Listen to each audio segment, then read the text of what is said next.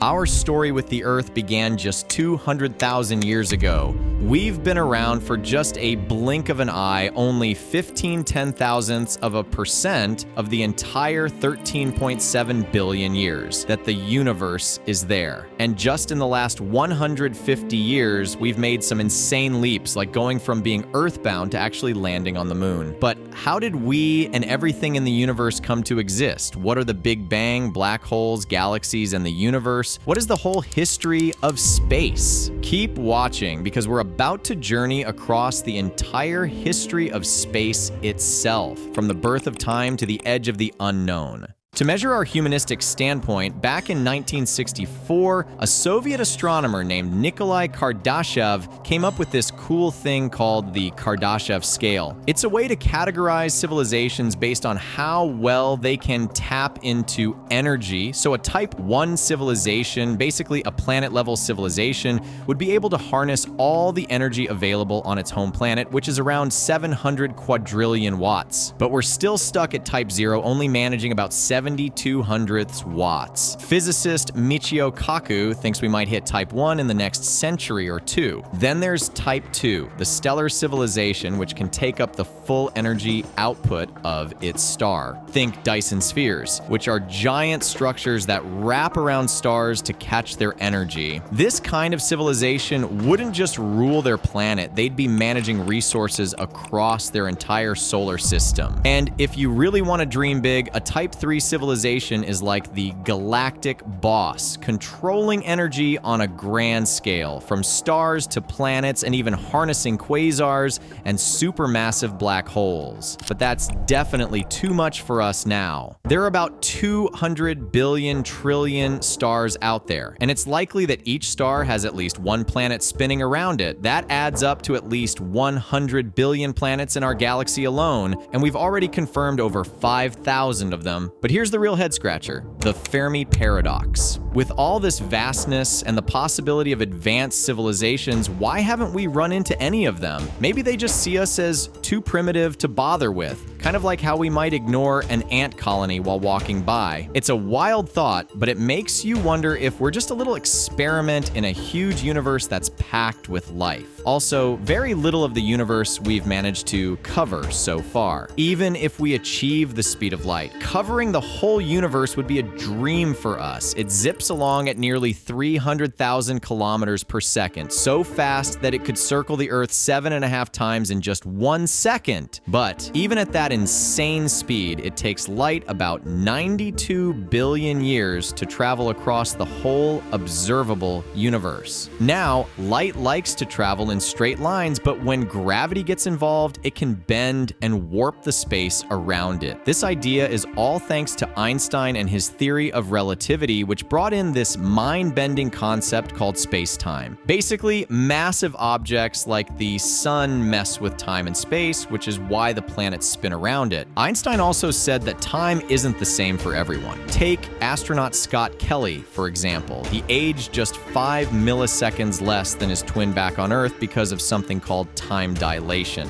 When you're going at speeds close to light, this effect gets even crazier. Imagine a 15-year-old traveling at 99.55% the speed of light for 5 years. When they came back, they'd find that 50 years had passed on Earth. And guess what? Gravity plays a part too. The heavier something is, the slower time runs. That explains why time actually stops at black holes. Gravity is so insanely high there that time almost stands still. Now, let's think about where it all began. Could the universe have popped out of a black hole? What was hanging around before the Big Bang? You must have heard that we are also stardust. Every atom in our bodies, except for the hydrogen, comes from stars that cook up elements with crazy amounts of heat. And here's a fun fact. A 70-kilogram person is made up of around 7 octillion atoms, and each of those atoms is a wild structure made of even tinier particles. So it means without the Big Bang, we don't exist. Back in 1609, scientist Galileo came up with this great gadget called a telescope. Fast forward over 400 400 years, and our fascination just keeps growing, especially with the arrival of the James Webb Space Telescope.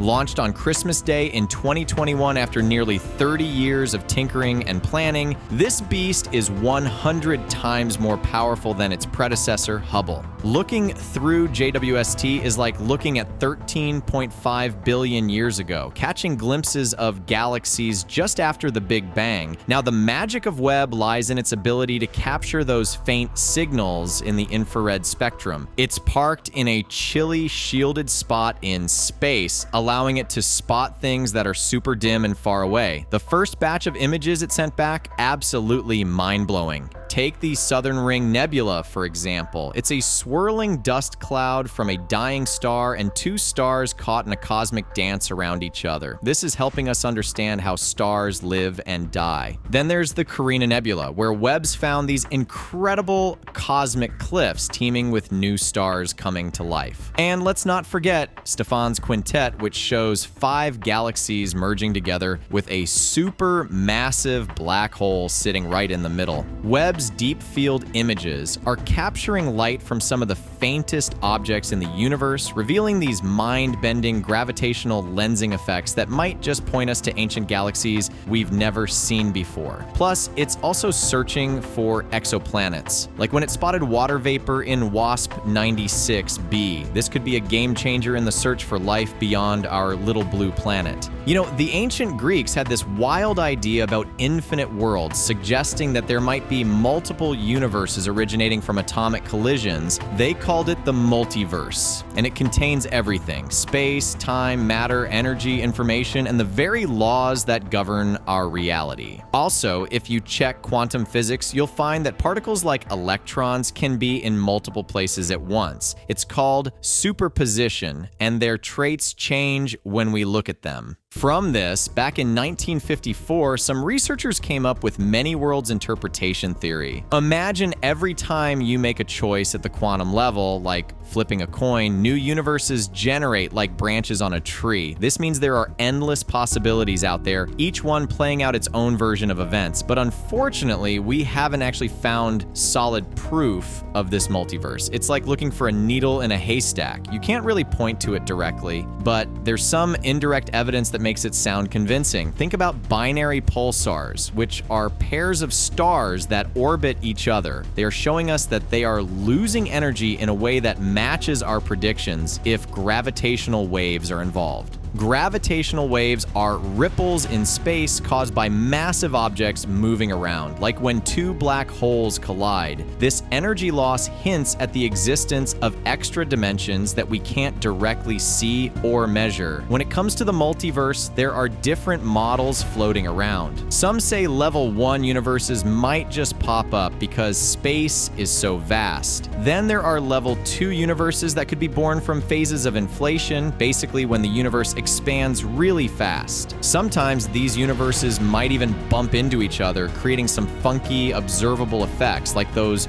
weird circular patterns we see in the cosmic microwave background. Now, here's where it gets really trippy. Level 3 universes come from quantum mechanics, where every single possibility actually happens in parallel realities. They're living in the same space and time as ours, which brings up some crazy questions about our choices and what they mean. And then there are level 4 universes, which are a bit controversial. They suggest that any universe that can be mathematically imagined could actually exist. You know, Einstein was all about figuring out how the universe was created. We're still trying to bridge the gap between classical physics, the stuff that explains big objects, and quantum physics, which deals with the tiny things. If we can finally build the link, it might just reveal secrets about our existence and whether this multiverse is real. What we already know is that the universe basically runs on 4 main forces: gravity, electromagnetism, and the strong and weak nuclear forces. These forces are the building blocks of everything from the tiniest atoms to massive stars. Speaking of atoms, they're made up of protons, neutrons, and electrons. Back in the 1960s, scientists discovered that protons and neutrons are actually made of even tinier particles called quarks,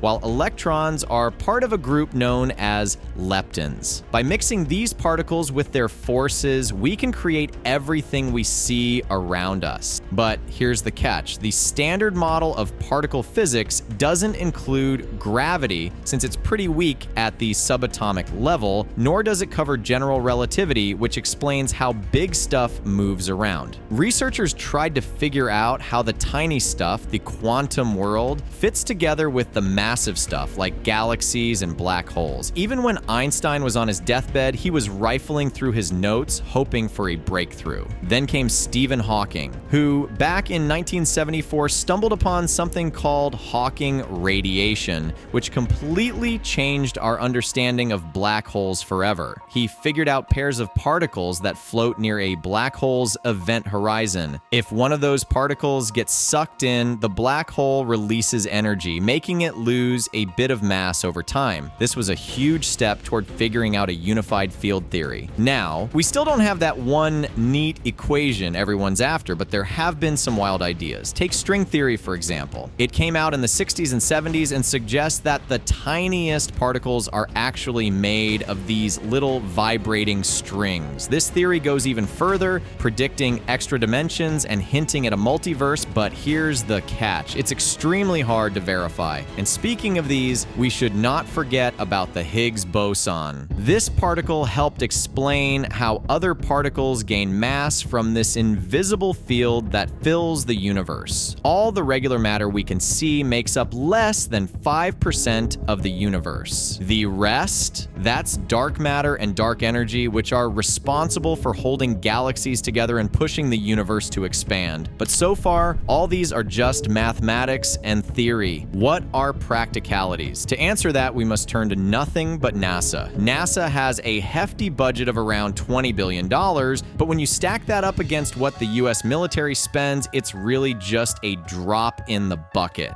And here's something interesting. NASA's budget has taken quite a hit over the years. It used to be more than 4.5% of the federal budget, but now it's dropped to less than 0.5%. If we could pump a little more cash into NASA, they could really ramp up projects like the Space Launch System. This could send people deep into space, just like the Saturn V rocket did back in the Apollo days. And let's not forget about NASA's history of spending. From 1959 to 1969, they invested around $25 billion in research and development, and by 1987, that investment had paid off big time, bringing in over $181 billion.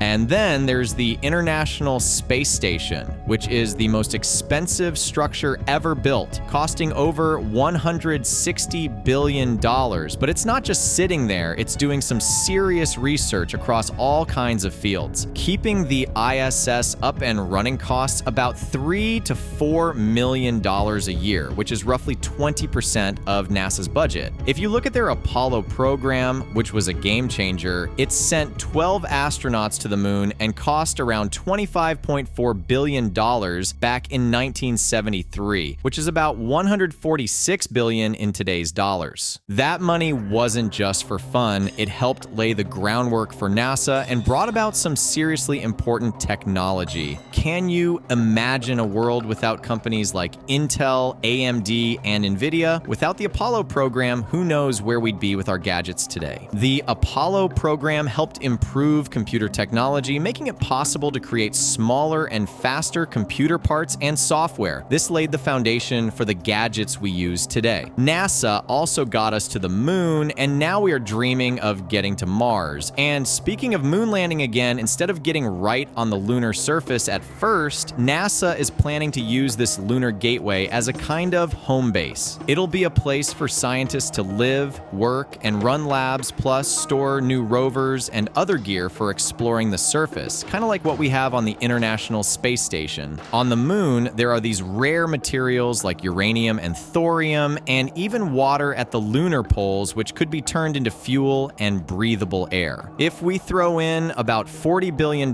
we could build a sustainable sustainable lunar base, which is just a drop in the bucket compared to what the US spends annually. If we somehow nail this moon project, it could really help us out when it comes to heading to Mars. Plus, living on that lunar gateway would give us a better idea of how people can adapt to deep space. NASA's got this tech transfer program that could help fund more research by generating economic returns. Since 1958, the US has dumped about $600 billion into NASA, but interest in space exploration has kind of fizzled out, leading to cuts in funding and a slowdown in new advancements. Now, companies like SpaceX and Blue Origin have stepped up to fill that gap in space exploration. They realize that private initiatives are key to making progress. Elon Musk started SpaceX back in 2002 with this big dream of making life multiplanetary. He faced some bumps in the road with the Falcon 1 rocket, but he pushed through, landing crucial contracts with NASA and rolling out the Dragon spacecraft and Falcon 9 rocket. SpaceX made history in 2012 by being the first private company to dock with the ISS, taking its place as a leader in commercial spaceflight. The Falcon 9 showed off its reusability, achieving cool milestones like landing on a drone ship. And then there's the Falcon Heavy, the most powerful rocket around, which highlights just how important reusability is for cutting down space travel costs. They're also working on this big Falcon rocket, which could totally change the game for space travel and even make commuting around Earth faster. SpaceX is changing the game for space travel, kind of like how PayPal flipped the script on money, Tesla changed the electric car scene, and Neuralink is all about taking our biology to the next level. Plus, recently scientists made exciting discoveries about the moon, including finding water on its sunlit areas. This has sparked a renewed interest in exploring the moon.